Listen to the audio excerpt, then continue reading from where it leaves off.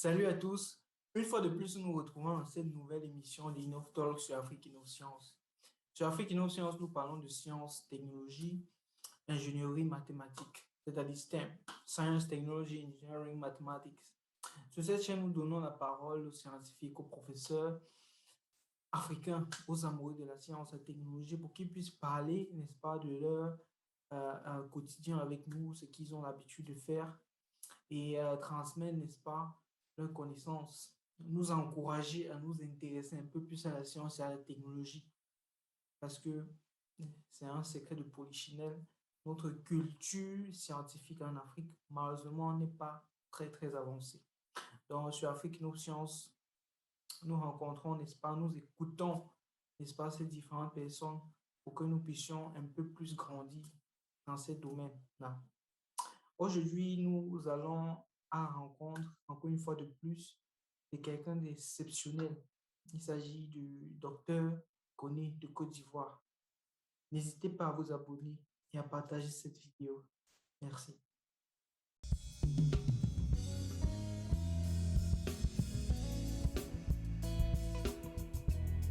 Bonsoir, Monsieur Koné. Merci d'avoir accepté notre invitation sur Afrique Innovscience. Bonsoir, M. Kandem. Le plaisir est partagé. Merci à vous d'avoir pensé à nous pour réagir sur votre chaîne.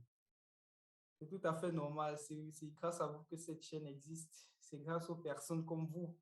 En fait, le but d'Afrique Innovation, c'est de partager comme ça l'expérience, que chacun puisse partager son expérience dans les domaines scientifiques et technologiques, que nos frères et sœurs puissent découvrir cela.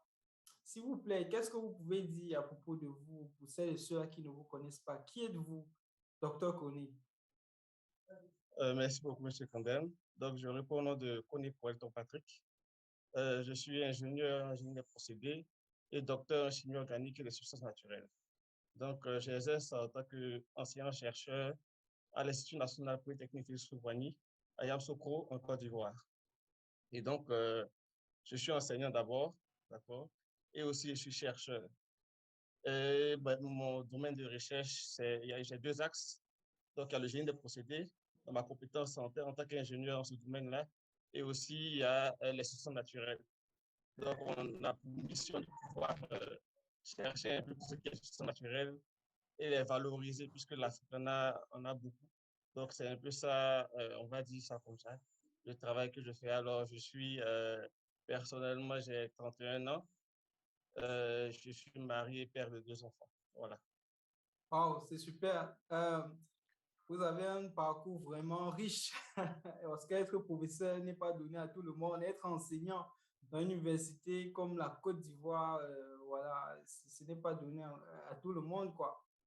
S'il vous plaît, parlez-moi un peu de votre parcours dans la chimie. Avant de parler exactement de votre parcours, c'est quoi la chimie organique en fait, en quelques mots? OK, merci beaucoup. Donc, la chimie, d'abord, en général, c'est une science qui étudie la matière, sa composition et l'interaction entre cette matière-là.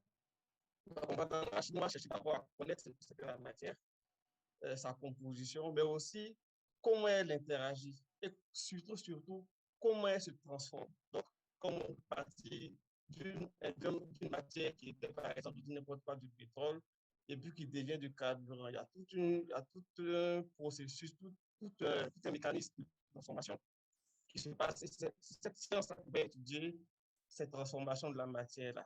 Et donc, particulièrement au niveau de la chimie organique, ça sera ce qu'on appelle la chimie du carbone. On va la définir comme la chimie du vivant. Donc, tout ce qui est composé organique, ça, ça découle de là. Et donc, tous ces composés dits du carbone-là, on va spécialiser une chimie qui va étudier ces différents composés-là. Donc, on va dire j'ai vraiment très résumé, d'accord, ce domaine de la chimie. Oh, c'est super. Et vous dites que vous êtes enseignant-chercheur. Oui, mais avant de devenir enseignant-chercheur, vous avez travaillé dans une entreprise. Pourquoi avoir quitté ce secteur professionnel là pour vous diriger au niveau académique en tant qu'enseignant? Est-ce qu'il y a une raison particulière pour vous? OK. Faut dire que fondamentalement, dès mon très jeune âge, j'ai voulu faire de la chimie. J'ai voulu faire de la chimie, mais je n'avais pas encore en tête le métier que je voulais faire en tant que tel. Moi, je voulais faire de la chimie. C'est D'accord. après mon bac, quand je suis rentré en tant qu'étudiant à l'INPHB, que j'ai pris goût au métier d'enseignant-chercheur. Mais à l'époque, il n'y avait pas encore la formation doctorale dans notre institut. Et donc, mon cycle ingénieur, j'ai dû m'orienter en industrie puisque un ingénieur s'est fait d'abord pour travailler en industrie. Et dès que l'INPHB a ouvert son école doctorale, j'ai sauté sur l'occasion, voilà, pour pouvoir compléter ma formation, pour pouvoir être enseignant-chercheur. Donc, c'est un peu ça, c'est surtout par vocation, parce que j'ai aimé le métier d'enseignant-chercheur. Et voilà pourquoi je suis allé sur cette voie-là.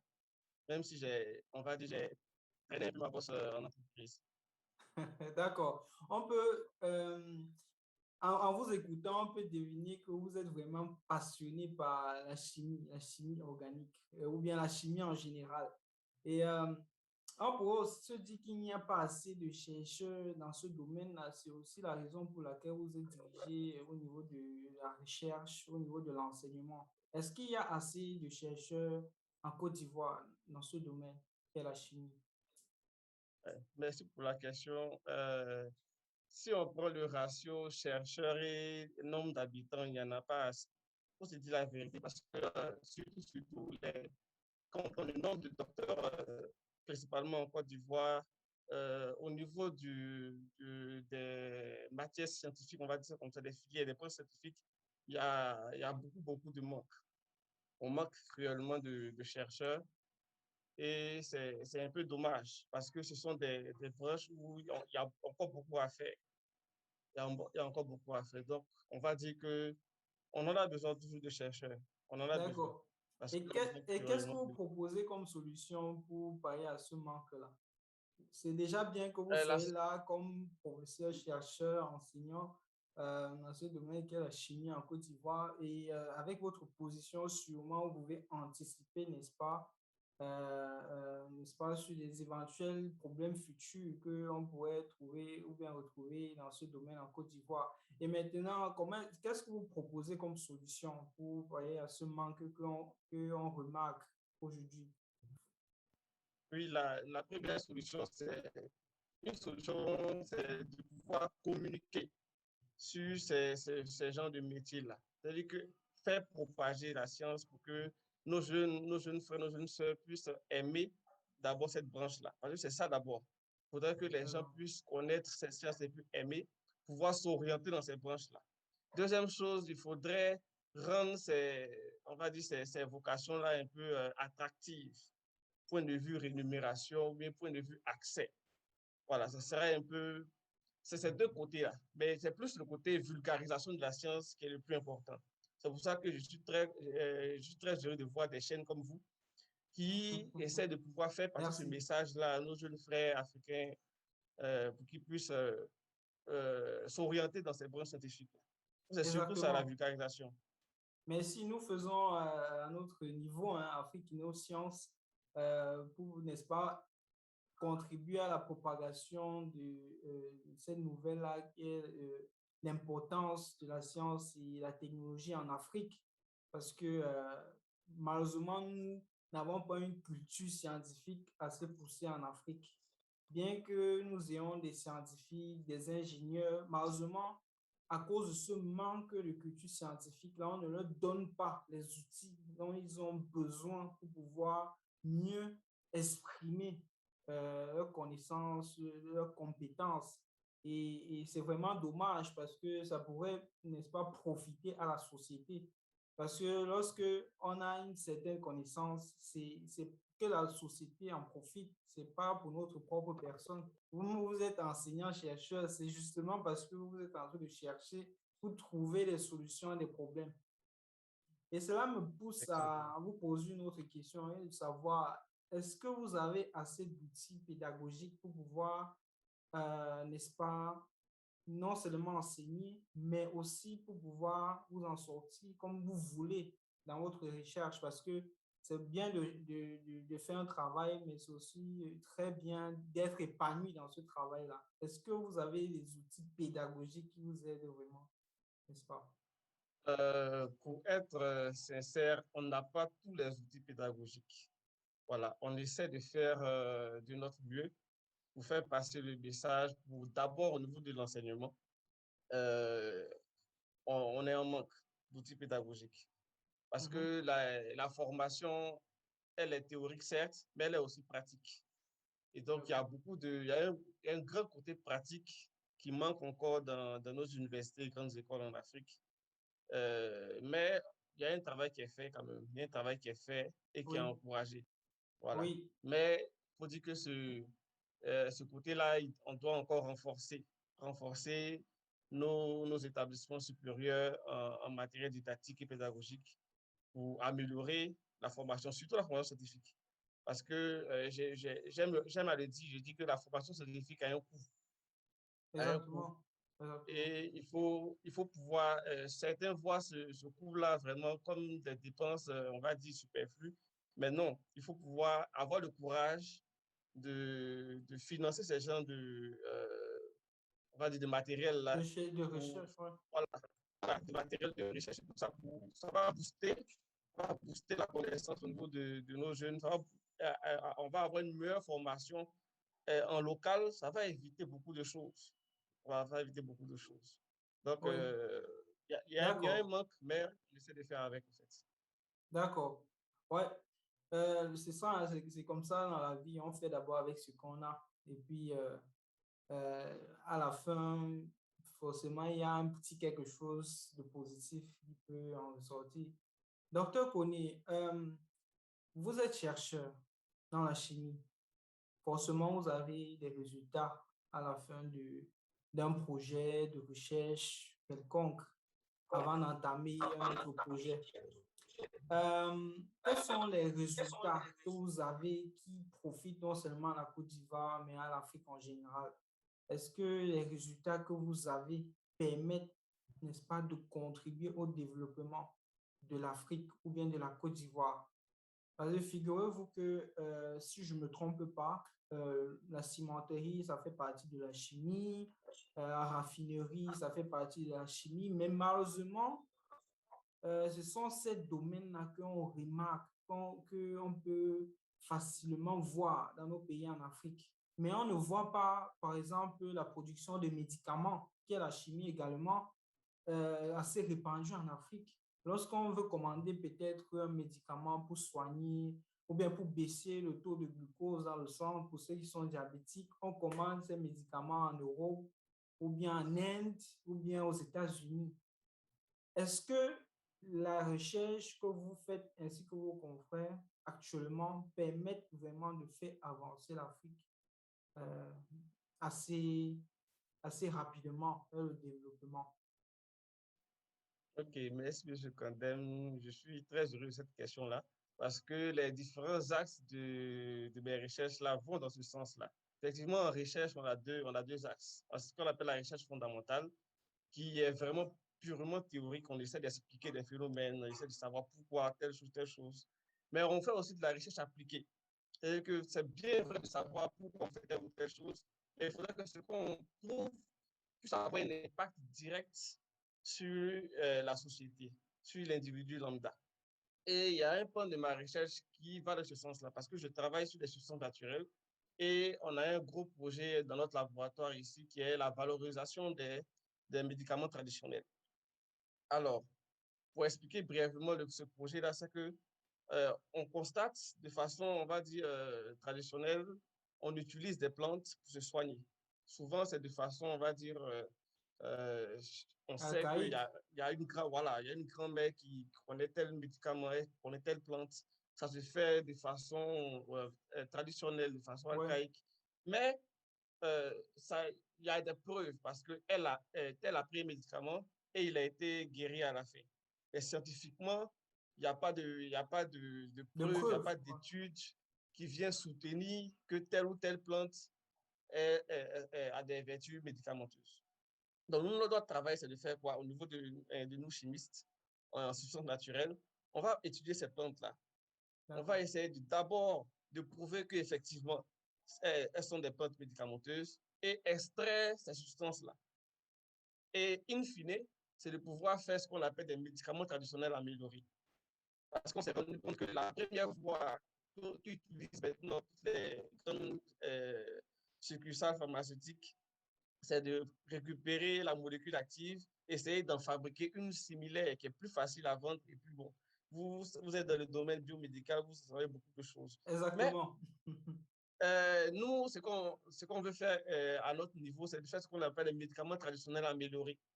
C'est-à-dire qu'on va garder le concept de médicament traditionnel, certes, mais en sachant un peu la molécule qui est active et comment elle est active, on essaie de pouvoir améliorer tout ce qui est postologique. Parce que ça, au niveau de nos médicaments traditionnels, ce n'est pas encore très clair. Et éliminer aussi, essayer de voir aussi les modes d'extraction pour les améliorer, pouvoir mieux les fabriquer et pouvoir faire des médicaments qui soient plus accessibles et plus sûrs pour nos populations. Voilà un peu, on a commencé des recherches, on a travaillé sur le diabète, sur l'hypertension, sur le paludisme. Ce sont ces genres de pathologies-là qu'on est en train d'attaquer. Et les premiers résultats sont assez intéressants. C'est super. Et aussi, oui, oui. Et aussi, il y a eu le cas au niveau de la pandémie de la COVID-19 où on a été sollicité pour avoir des produits de première nécessité. Et là, ça, c'était le côté génie des procédés où on a conçu, mon équipe d'élèves ingénieurs et moi, un prototype pour la fabrication de solutions désinfectantes. Donc, solutions désinfectantes à moindre coût avec Exactement, ouais. Donc là, on n'a plus avec besoin d'importer les donc produits voilà. désinfectants. On produit sur Justement, place en Côte d'Ivoire. sur place, et puis on peut voilà, désinfecter les locaux, désinfecter les maisons. Si il y a un endroit désinfecté rapidement, on peut le faire. Et Exactement. vraiment, on a fait un beau travail. On espère pouvoir le terminer dans les années à venir. Ah, super. Félicitations et beaucoup de courage à vous, docteur Kony. Merci Vous beaucoup. pouvez compter sur nous, n'est-ce pas, pour parler de votre travail et que, voilà, non seulement la population, tout le monde soit au courant de ce que vous faites, mais également qu'on puisse vous soutenir, pourquoi pas. Monsieur Effectivement. Kony, figurez-vous qu'il y a plusieurs chimistes comme ça en Afrique qui font à peu près la même chose que vous. À Madagascar, on a entendu parler de ce médicament-là, made in Madagascar, qui a été, n'est-ce pas, fabriqué ou bien produit pour soigner le Covid. Et puis aussi au Cameroun, mon pays d'origine, où, n'est-ce pas, les personnes comme vous, les chimistes, produisent, n'est-ce pas, des médicaments pour pouvoir soigner des maladies. Bon, j'aimerais bien savoir si vous travaillez avec d'autres Africains ou bien vous êtes juste avec vos confrères de la Côte d'Ivoire. Est-ce que vous avez des contacts en Afrique pour travailler en synergie dans ce sens? Oui, on a des contacts en Afrique par le biais de la Société ouest-africaine de chimie, SOACHIM. Donc, D'accord. c'est une société savante qui réunit tous les chimistes de l'Afrique de l'Ouest. Et ça fait que dans cette société-là, on est réunis par thématique. Donc, il y a les thématiques de substances naturelles, les thématiques de chimie pure, etc., etc. Et ça fait qu'on on a ces échanges-là. Donc, une fois par an, on se retrouve dans un des pays qui Qui est composent dans cette l'association. société savante-là. Voilà. Et on a des échanges. On travaille en synergie, toujours pour l'avancée de la chimie et de la science en Afrique. Donc, effectivement, il y a un travail qui se fait entre Africains au niveau de la chimie. Effectivement, c'est très important, que ce soit dans la chimie ou dans d'autres domaines. Il est très important pour les Africains. En général, hein, c'est comme ça dans Oui, oui, n'importe quel domaine. Il est important de travailler en effectivement. synergie pour gagner une reconnaissance internationale. Oui, la synergie commence d'abord entre nous, entre Africains, pour que voilà, les résultats qui vont, n'est-ce pas, du moins qu'on peut avoir, puissent être, n'est-ce pas, reconnus assez rapidement. Imaginez si vous n'êtes pas dans cette association, si vous ne travaillez pas avec d'autres chimistes et que vous avez des résultats, on ne va pas vous reconnaître assez facilement. Donc, c'est un peu ça. Beaucoup de courage à vous. Oui. S'il vous plaît, qu'est-ce que vous pouvez dire Merci comme beaucoup. mot de fin, surtout les conseils que vous pouvez donner aux jeunes qui nous regardent aujourd'hui? Merci beaucoup pour l'opportunité. Mhm. Alors, comme conseil, j'aime dire à mes étudiants, lorsqu'on est en train de faire des cours, que si vous voulez réussir dans la vie, il faut avoir un objectif. Parce que j'ai remarqué que beaucoup de personnes n'avaient pas d'objectif clair, n'avaient pas de leitmotiv clair. Mhm. Et ces objectifs-là doivent être de deux natures. Un objectif personnel d'abord, pour s'accomplir personnellement, mais un objectif aussi d'impact à la société. Parce qu'il faudrait faire quelque chose pour que demain, tu laisses quelque chose à la génération future. Les générations passées ont travaillé et nous ont laissé quelque chose dont on bénéficie actuellement. Il faudrait donc, c'est un devoir pour nous-mêmes de faire quelque chose pour laisser aussi un bien à la génération future. Donc, c'est ça, Exactement. un objectif d'abord personnel pour s'accomplir, ça peut être n'importe quoi, mais quelque chose dont on se projette, qu'on va suivre pour avoir un projet dans notre vie et aussi impacter la société pour laisser quelque chose aux générations Exactement. futures. Donc, voilà un peu le conseil que vous pouvez laisser à mes jeunes frères et sœurs, d'accord, par le biais de votre canal. Merci beaucoup, docteur Kony. Donc, nous retenons, il faut avoir un objectif et impacter la société, entre autres. Merci beaucoup, docteur Kony. Merci Merci à à vous. vous, les amis. Ouais. Merci, les amis, d'avoir regardé cette vidéo. Encore une fois de plus, n'hésitez pas à partager. Et si vous êtes nouveau, n'hésitez pas à vous abonner parce qu'il y a plein, n'est-ce pas, de scientifiques que nous allons découvrir dans les prochaines vidéos. À la prochaine. Ciao.